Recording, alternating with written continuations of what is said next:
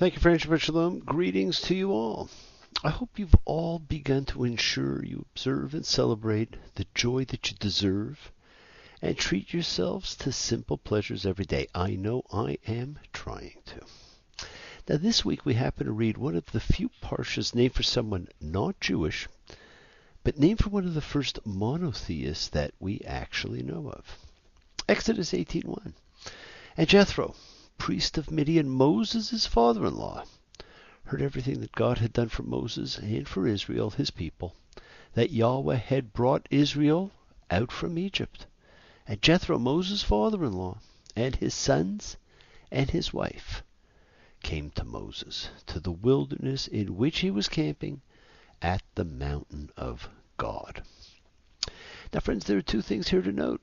We are about to witness the reunion of Moses' family, his wife, his children. And we are back where the journey began. At the mountain of God, where the burning bush initiated this Mosaic journey that we are all still on. Now today, in this grab 'em or lose 'em world, where everyone seems to have the attention span of a gnat, this parsha would not be called Jethro. It would be called the Epiphany.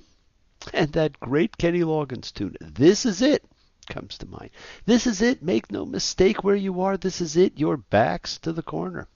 This is it. Don't be a fool anymore. This is it. The waiting is over. This is it, friends. Make no mistake. For many, the scene of God giving the Ten Commandments is the climax, the purpose, the mark of distinction, the raison d'etre. They will stay at the mountain for a year. They will be static there. And when they leave from here for the promised land, it is a journey that will take 40 years, even though it is 11 days away. This, my friends, is the beginning of the shift from fear you knew, Mitzrayim, Egypt, confinement, to fear of the unknown, the wilderness, the land all spiritual beings have gone through and through which each of you go through, the length of which is up to you. And all of the laws, incidents, crystallization of a nation from here on until Joshua and the walls of Jericho are about the birth of a nation. And speaking of Jericho, I have seen those 10,000-year-old walls, and their tumbling down was not about a sonic boom, as some suspect. It was about the power of sound, but it was about the power of your words. After the Decalogue comes the great construction phase with the tabernacle and all its accoutrements, the most famous being the Ark, known as the Ark of the Covenant. The covenant was the agreement between God and man. Simply put, I will do, you will do.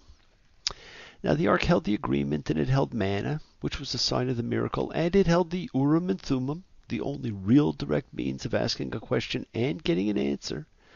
But as itself, it was a box with cherubim on top, not angels, cherubim, the same fiery beings guarding Eden. And we will talk about all these things when we read the tabernacle section.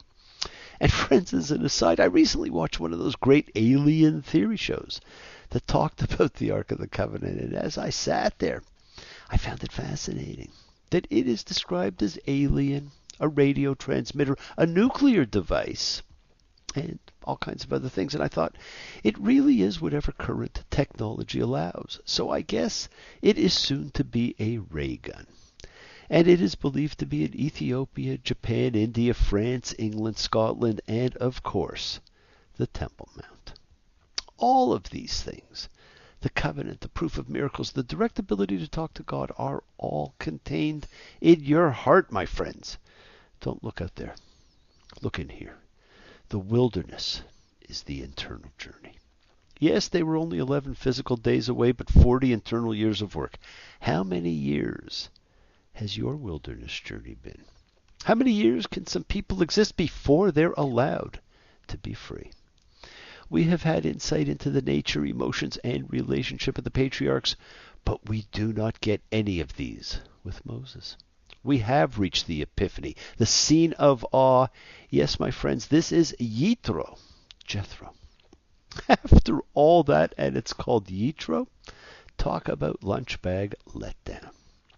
Now Jethro arrives with Moses, his wife and sons, but only Moses' meeting with Jethro is described. There is nothing about his reunion with his family. The Bible's silences can be frustrating. Where did Cain find his wife? How did Sarah feel about her son being sacrificed? Often they are loud silences. They are powerful silences. Why does the Torah announce the arrival of Moses, his wife and children, but not describe a personal reunion between them? Why was it important to let us know that his wife and children were present with the Israelites during the wilderness period, but it was not important to describe their family relations? The Torah, my friends, in so many ways, is a book about family relations. Past, present, future.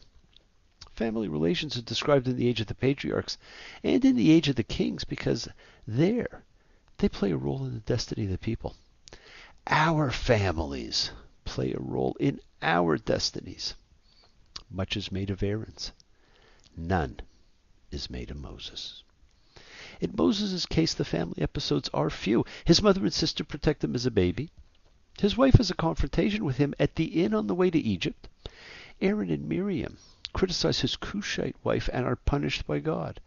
The rest of Moses' family life is personal. His wife speaks 3 sentences in the Torah. His sons speak none. That tells us, at the very least, that his particular life mission is primarily about him and God on the one hand, and him and the people on the other. Now, after hearing about Moses' adventures, Jethro asks what Moses is up to, and Moses tells him he has to go off and judge. When they have some matter, it comes to me, and I judge between a man and his fellow, and I make known God's statutes and his teachings. Now, Jethro tells Moses to institute a system of judges, and this serves a couple of reasons.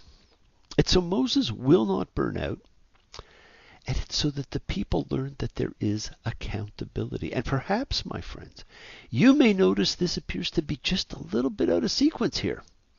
Moses judges to interpret laws, but the people haven't been given those laws, and there are no teachings yet. This part probably begins much later in the Torah, but there is a rabbinic dictum that there is neither early nor late in the Torah. That is, chronology may be violated in order to bring out certain thematic emphases. Now that may be, but I really think this section takes away what this parsha is really about. It's about a deal, and the timing is very specific. Exodus 19:1. On the 3rd new moon of the Israelites going out from Egypt, on this day did they come to the wilderness of Sinai. Normally, my friends, the narrative units in the Torah are marked by the phrase, and it happened.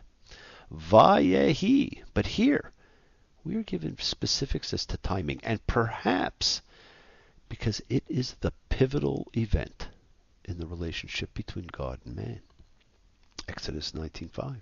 And now, if you'll listen to my voice and observe my covenant, then you'll be a treasure to me out of all the peoples, because all the earth is mine. If this first occurrence of the word segula, treasure, it's not ambiguous. The people of Israel will be a treasured possession of God only if they listen and fulfill their covenant. Their status is not based on any intrinsic quality, but on their behavior. If they keep their part, they will be a treasure. It is pretty conditional. We are fast approaching the Epiphany, not for Moses, but for all the people. They are at God's mountain. On the 3rd day, the Lord will come down on Mount Sinai before the eyes of all the people. Exodus 19:12. And you shall limit the people all around, saying, watch yourselves about going up in the mountain and touching its edge. Anyone who touches the mountain shall be put to death. This is sacred space, my friends, and a holy zone. And not everyone can enter a holy zone. We are given a description that involves thunder and lightning and a heavy cloud on the mountain and the sound of the ram's horn. And we are told Mount Sinai was all in smoke because the Lord had come down on it in fire, and its smoke went up like the smoke from a kiln. and the whole mountain trembled greatly. Remember I mentioned the other week when we talked of the plagues, the imagery of the furnace or kiln. Here is its final biblical reference until the time of the Holocaust. And this blast of the horn is of celestial origin, probably blown by a member of God's angelic entourage to announce the awe-inspiring descent of the King of all the earth to deliver the 10 words to his people. Thunder on the mountain, and there's fires on the moon, a ruckus in the alley, and the sun will be here soon. 2 days the day, gonna grab my trombone and blow. Well, there's hot stuff here, and it's everywhere I go. Exodus 21. And God spoke, Vayedeber, all these words, Devarim, saying. Now note, 10 is actually said nowhere. Now we all think of Charlton Heston standing on the mountain as the little fireball of God carves the commandments. But it says, God spoke all these words. Friends, God speaks the words of the 10 Commandments aloud directly to the people. The 10 Commandments are the text of the covenant between God and Israel. In Exodus, the people pledge their obedience, and the covenant text is deposited in the ark in the tabernacle. Israel's relations with its God are conceived in the legal terms of that world. The words of the 10 Commandments and of the covenant code are not only orders that must be obeyed, they are legal corpora, concluded contractually between the Creator and a human community. You have to try and imagine how incredibly powerful a scene that this actually is. He set before them all these words, devarim. Words are imagined in biblical Hebrew to be virtually palpable entities, tangible, physical, real, substantial, which can be put before people, which have powerful consequences from the moment they are spoken. Words have life. Thoughts are things which become spoken words and actions which have to manifest somewhere. Guard your words, my friends. We forget that there are causes and effects to everything, and we set in motion action when we utter our words. And keeping in mind the finger of God writing these words on the stone tablets, they would have been 10 lapidary injunctions, terse enough to be carved in stone.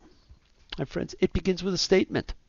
I am Yahweh, your God, who brought you out from the land of Egypt, from a house of slaves.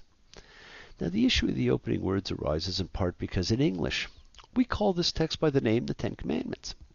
I do not know anyone who does not think of them that way.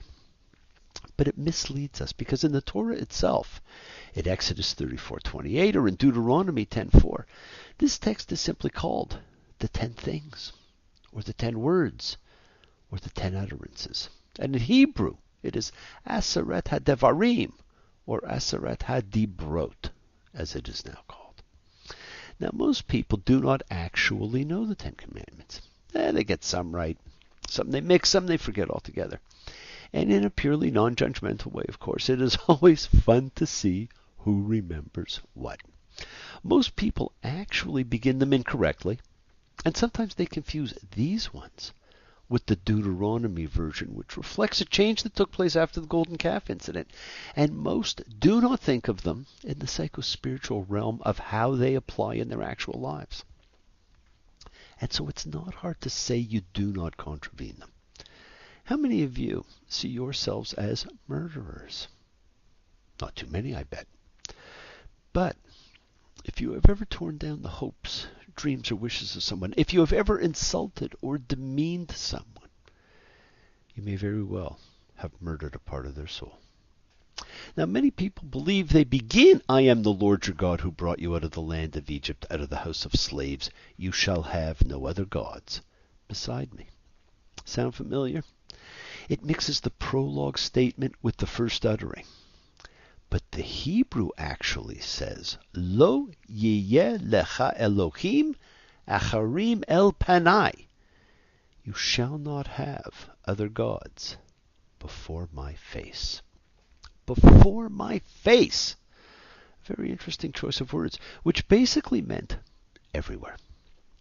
You see, monotheism has become so successful in Western civilization and much of Eastern civilization that it is difficult now for us to recapture the original force of this commandment. The profound has become the norm.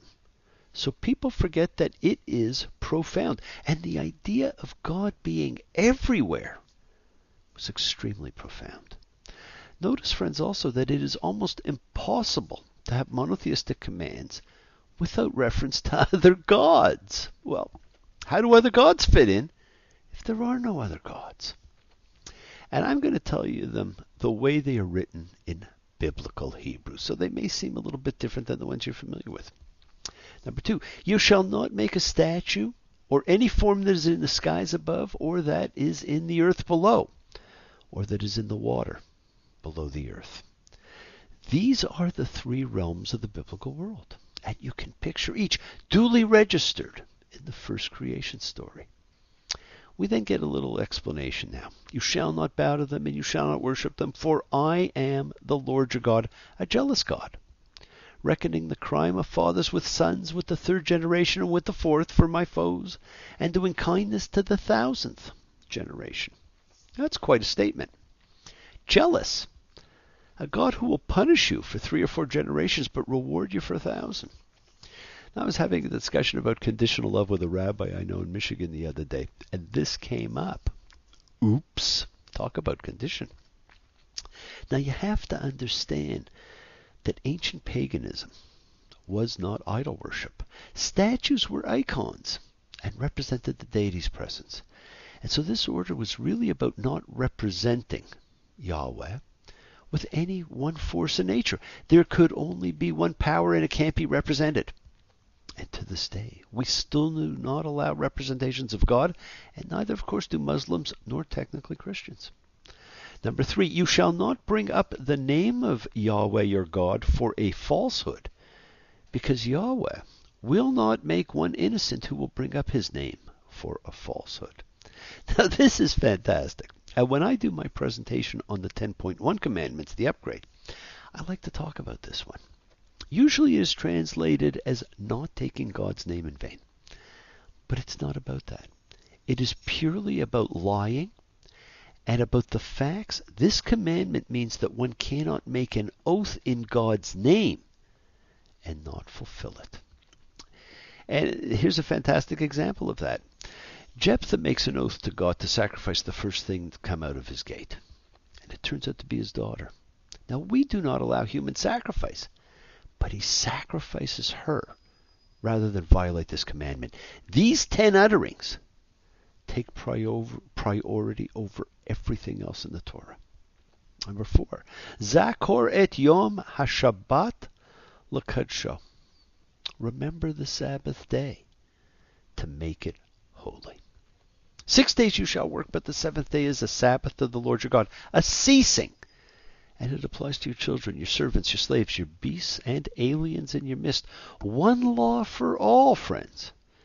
Now, in subsequent eras, rabbinic rules allowed for the Shabbos Goy, the alien, who could work during the ceasing. Now, I've seen it many, many times, but I myself have always had a problem with that because it is not part of the intent.